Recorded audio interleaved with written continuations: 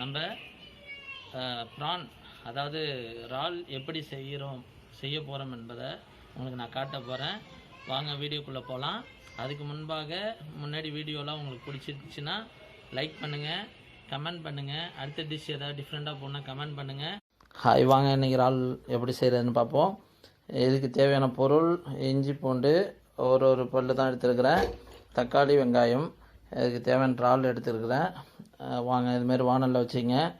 இதுக்கு தேவையான ஒரு மீடியம் சைஸில் ஒரு 4 வெங்காயம், ஒரு மீடியம் சைஸில் 3 தக்காளி தான் எடுத்துருக்கிறேன். ஒன்றும் இதுக்கு பெரிய பொருள்லாம் யூஸ் பண்ண போகிறதில்ல, ஆனால் செம டேஸ்ட்டாக இருக்கும். இந்த மாதிரி செஞ்சு பாருங்கள். இதுமாரி எண்ணெயை ஹீட் பண்ணிங்க. எண்ணெய் ஹீட் பண்ண பிறகு சோம்பு 1 டீஸ்பூன் போடுறேன். அது நல்லா பொரிஞ்சு அதோட பச்சை ஸ்மெல் போன பிறகு நல்லா இது மாதிரி போட்டுங்க. ஒரு கொத்துக்கு கருவேப்பிலை போடுறேன்.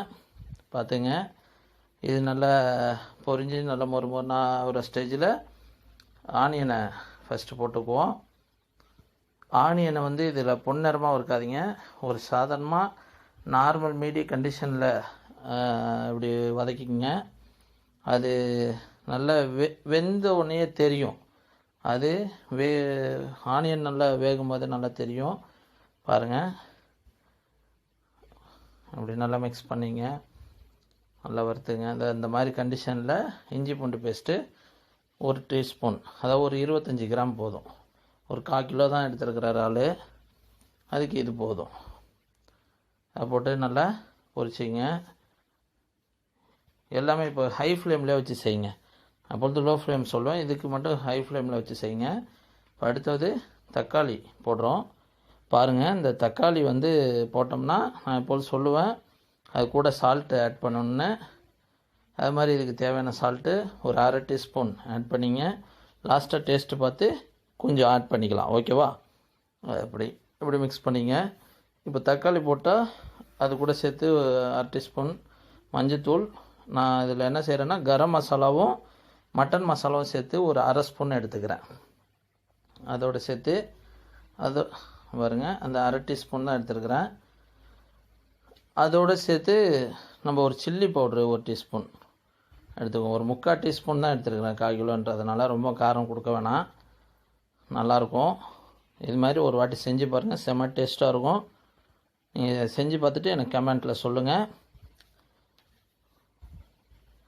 அதுமாரி நல்லா வதக்கிக்கிட்டு அதை ஒரு கரெக்டான தட்டு போட்டு மூடி வச்சு லோ ஃப்ளேமில் வச்சுருங்க. நல்லா இது மாதிரி மசிஞ்சு வந்துடும். இதுக்கு அப்புறம் தான் இறாலு நம்ம போடணும். அது மசிஞ்சு வந்த பிறகு இதுமாதிரி இறாலு போட்டால் கண்டிப்பாக இதில் தண்ணி ஊற்றாதீங்க. எக்காரணத்தை கொண்டு தண்ணி ஊற்றாதீங்க, அதுவே தண்ணி நிறைய விடும். இதுமாதிரி நல்லா மிக்ஸ் பண்ணிங்க. அது மாதிரி ஒரு தட்டு போட்டு மூடி வச்சுங்க. பாருங்கள் எவ்வளோ தண்ணி விட்டுருக்குன்ட்டு. நம்ம இன்னும் தண்ணியை ஊற்றல. இதில் ஒரு அரை எலுமிச்சைப்பழம் இல்லை, அரை எலுமிச்சைப்பழத்துலேயே 1/4 ஊற்றிக்கிறேன். பார்த்துங்க, அதை போட்டு நல்லா மிக்ஸ் பண்ணி விட்டுங்க. இது மாதிரி அது தண்ணி எவ்வளோ விட்டுருக்கு பாருங்கள். நம்ம ஒன்றும் தண்ணி ஊற்றலை, ஆனால் தண்ணி நிறைய விட்டுருக்கு.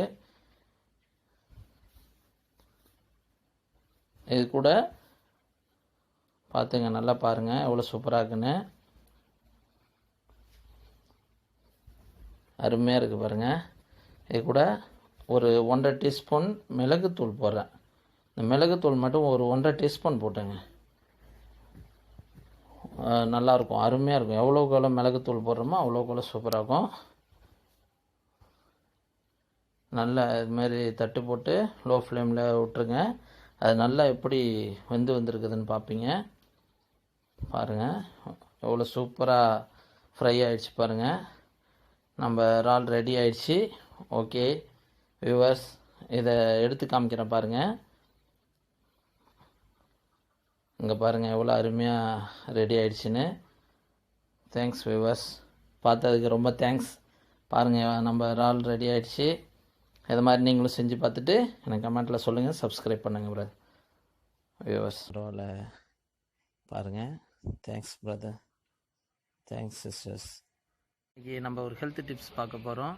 இந்த மருவுன்னு சொல்லுவாங்கள்ல, மருவு, இந்த ஆணிக்கால், கையில் ஆணி வந்துடும், காலில் ஆணி வந்துடும்லாம் சொல்லுவாங்க. ஆனால் அதை எப்படி சரி பண்ணுறதுன்னு சரி தெரியாமல் ஆப்ரேஷன், அதுக்காக ரொம்ப மன உளைச்சலுக்கு ஆகுவாங்க. அது முகத்தில் எங்கேயாவது வரக்கூடாத இடத்துலலாம் வந்திருக்கும். இதுக்கு நான் சிம்பிளாக ஒரு டிப்ஸ் சொல்கிறேன் கேளுங்க. இந்த ஊதுவத்தி இருக்குல்ல, வீட்டிலலாம் வத்தி வைப்போம்ல இந்த படைக்கிறதுக்கெலாம், அந்த வத்தியை கொளுத்தி அதோடைய கந்து புகையை எங்கே அந்த மரு இருக்குதோ அது கிட்டக்க போய் சுற்றாதீங்க. சுற்றுறதுனால தப்பு இல்லை. அது கிட்டக்க போய் அந்த கந்தோட ஹீட்டை காட்டுங்க. கண்டிப்பாக பாருங்கள். அது அன்னைக்கே இல்லைன்னா அடுத்த நாள் குளிக்கும் போதோ இல்லை முகம் வாஷ் பண்ணும் போதோ அந்த ஆணியாக இருந்தாலும் அந்த மருவாக இருந்தாலும் விழுந்துடும். அதை நீங்கள் பார்ப்பீங்க. ஓகே, என்னோடய வீடியோ பார்த்ததுக்கு தேங்க்ஸ்.